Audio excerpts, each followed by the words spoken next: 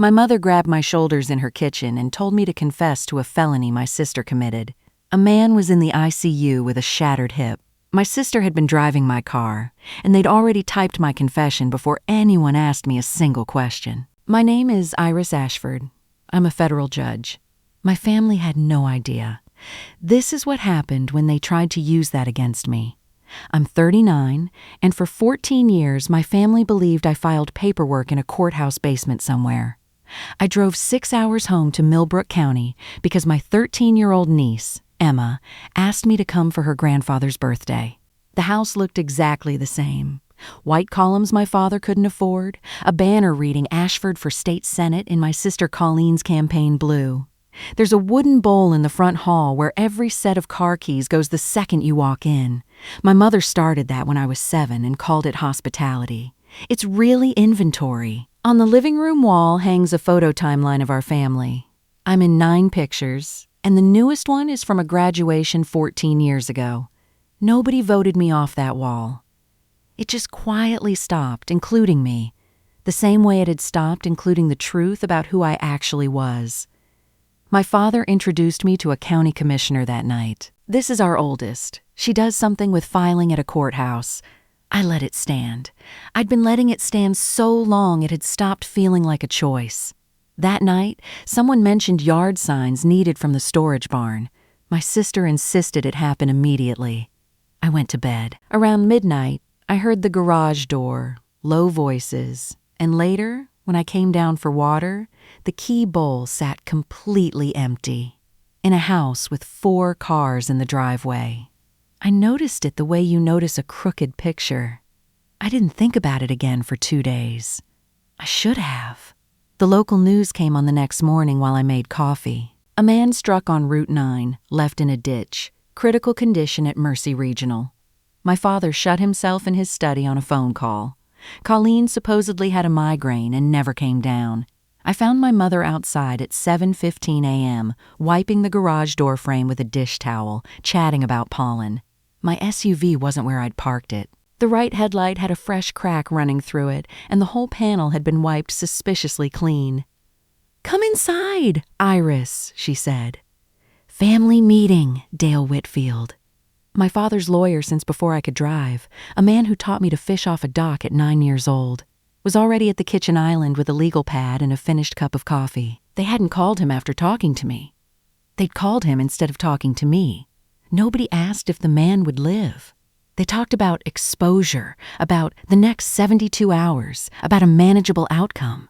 And underneath it all, the actual facts assembled themselves. Colleen had taken my keys at 11:30, taken my SUV because it was last in the row, had been drinking since 4 p.m., and come home with a cracked headlight while nobody called 911. A man had lain in a ditch for 19 minutes before a truck driver found him. Then Dale slid a sheet of paper across the granite. Already typed. Already dated. A confession. Mine. My mother came around the island, took both my shoulders, looked at me warmer than she had in 3 years, and said it plainly, like she was helping. "Just say you were driving." My father laid it out like a budget line. "She has a campaign. You have nothing to lose." Not one person at that island flinched. Colleen wandered in, poured orange juice, and when I said no, she looked at me the way you look at a dog doing a trick badly. "Who'd believe you anyway?" I picked up my coat. Then my father said one more thing that stopped me at the door. Colleen had already given her statement that morning. My name was in it. Not an accusation, just a helpful detail, placing her sister from out of state near the on-ramp around 11:30. The vehicle was registered to me. I'd been asleep alone with no witness. And the first person to hand police a story owns the shape of it. I'd spent 8 years as a public defender watching people convicted of things they didn't do. Not from bad evidence, but because someone else got there first. I put my coat back down. Leaving that morning would have been the single most useful thing I could have done for them. This wasn't new. At 25, I failed the bar exam once. A footnote in most lives. But my father was 6 weeks from re-election and needed a humanizing story. So at a fundraiser in front of 200 people, he joked that his oldest had washed out of law school. My mother fixed my collar afterward and told me gently, "We don't have truths in this family, sweetheart. We have versions." I passed the bar months later and never told them. I disappeared into a public defender job 400 miles away and told myself the silence was dignity.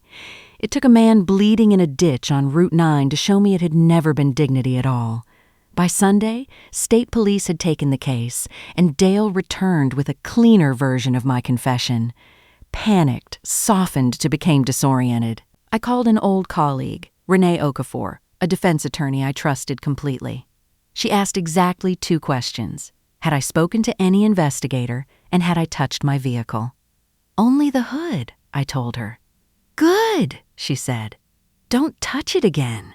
What none of them knew. My 2023 SUV had been quietly recording everything since the key turned that night. A paired device log, seat position memory, and an event data recorder triggered by hard impact, saving 5 seconds on either side. Monday morning, I checked the screen without touching anything else. The driver profile read guest. The seat sat 4 inches forward of mine. And under paired devices, Colleen's iPhone connected at 11:31 p.m., disconnected at 11:57. I turned the screen off and didn't touch a single thing inside that car. Because as a sitting federal judge, if I pulled that data myself as the accused party, every hour of it becomes a question about my hands, not hers. So instead, I called my insurance company and quietly opened a claim with a preservation hold. No shop in 3 counties would touch a car under an open claim. My father found out Tuesday when the body shop called to cancel. He said nothing at dinner, just looked at me a second and a half longer than usual. Wednesday, I sat anonymously in the ICU waiting room and met Walter Boone's wife, Sharon. Learned he'd worked a diner line for 30 years, was saving for a transmission, decided to bike instead. On the waiting room corkboard hung my sister's campaign card, Accountability for Millbrook County. I bought Sharon a coffee she never asked for and left before she could ask my name, because I still had 1 card left to play, and it was sitting inside a sealed evidence bag nobody in my family knew existed yet. Renee arranged a formal forensic extraction in a strip mall parking lot. A technician, cameras, full chain of custody, everything documented before a single wire was touched. When the sealed module was handed to me, I refused to even look at what was on it. If I watched it first, any answer I gave afterward could be called shaped testimony. Meanwhile, my parents tried everything. My mother staged a warm Sunday dinner. The good plates, pot roast, the family photo album out like a 3rd course. Before offering me a plea deal with no jail time in exchange for coming home for real. I sat there feeling exactly how much I still wanted it and understanding, for the first time, that they'd always known precisely how much. Then Dale's office sent a letter threatening a fallback story. If I wouldn't confess to driving, they'd claim I'd knowingly handed my keys to my drunk sister. Same felony, softer paperwork, my name in it either way. At the state police interview, Detective Puett asked my occupation. I answered honestly, United States District Judge.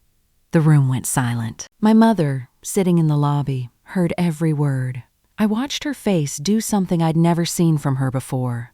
Not pride, but recalculation, the exact look of someone quickly refiling an asset from liabilities into an opportunity. My father's reaction that night wasn't shame. It was delight. He immediately started calculating how a federal judge who takes responsibility could save Colleen's campaign.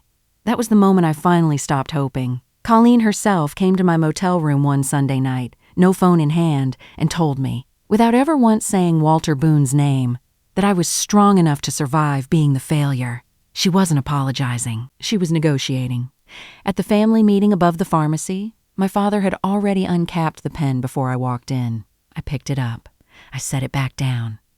And I said no. That morning, at 8:40, before I ever sat at that table, Renee had already filed my sworn affidavit with the Attorney General's office, along with a formal request for a special prosecutor and a chain of custody receipt for a sealed evidence bag delivered to state police that same morning. My mother made one last attempt, sliding a childhood photo under my motel room door with a note, "Kitchen tomorrow, 9, come alone." There, for the first time, she told me the full truth. She'd known everything since 11:58 that night. She hadn't come to confess. She'd come to negotiate one final time, offering me my entire family back on the single condition that on the stand the next morning I simply not remember quite so clearly. I told her, "I've spent 14 years being the version that was convenient. Tomorrow, I'm going to be accurate." At the courthouse the next morning, reporters and cameras waited on the steps. The story had already broken, my title now attached permanently to my name in every headline. I said no comment to every question and walked inside. On the stand, I told the entire timeline in order, without a single word of editorializing. My sister's own attorney, trying to discredit me, asked how a family could possibly not know their daughter sat on a federal bench. "Because I helped them not know?" I answered. "For 14 years, I made it easy. That's my share of this. I finished paying it." Then Colleen stood up at her own table, against her lawyer's advice, and delivered the sentence she'd been circling for 7 weeks, at full volume, in front of a court reporter. It was one mistake. People like her get to fail their entire lives, and it costs them nothing. I don't get even one. The judge found probable cause. Colleen was bound over for trial. She eventually pled guilty to felony, leaving the scene of an accident. 60 days in county jail, 3 years probation, license suspended, and she withdrew from her Senate race entirely. My parents were never charged. Proving what my mother did with a set of keys inside her own house was never a case anyone could win. That sat badly with me for a while. Then it stopped mattering as much as I thought it would. Here's what I learned from all of it. If your family only loves the version of you that stays convenient, that was never love. It was casting. And the day you stop auditioning for a role you were never actually right for is the day the rest of your life is finally allowed to start. If this story stayed with you, I'd love to hear from you. Drop your city or state in the comments. I read every single one. And if you want more real stories like this every week, hit subscribe and turn on notifications. It genuinely means everything to this channel. Until next time, you don't owe anyone a smaller version of yourself.